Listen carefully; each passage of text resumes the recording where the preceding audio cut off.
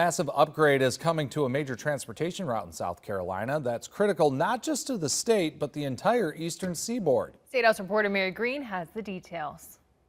A modern, resilient structure designed for today and tomorrow. That's how South Carolina's Secretary of Transportation describes the state's plans for a new bridge along Interstate 95 over Lake Marion. South Carolina will receive $175 million from the federal government to build it, replacing the old bridges that span from Clarendon to Orangeburg counties. The travel across this bridge in the future will be much, much more than it is today.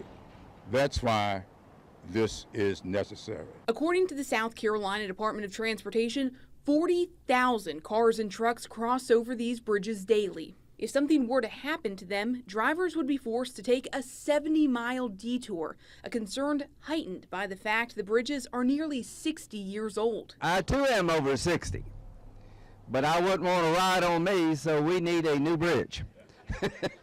Senator Lindsey Graham was among the Republicans who voted for President Joe Biden's bipartisan infrastructure law, through which South Carolina will receive this money. Graham joined Democratic Congressman Jim Clyburn and Republican Governor Henry McMaster to advocate for South Carolina to win the funding for this project. These two men right here have formed a greater partnership working with the leaders in South Carolina and getting things done than I think any has ever existed. South Carolina's Secretary of Transportation Justin Powell says they expect the project will be under contract next year and then take 3 to 4 years after that to complete. For the traveling public, it'll be no interruption, but will long-term provide us with a 6-lane facility, a new trail, as well as the water lines that Representative Clyburn has been so passionate about.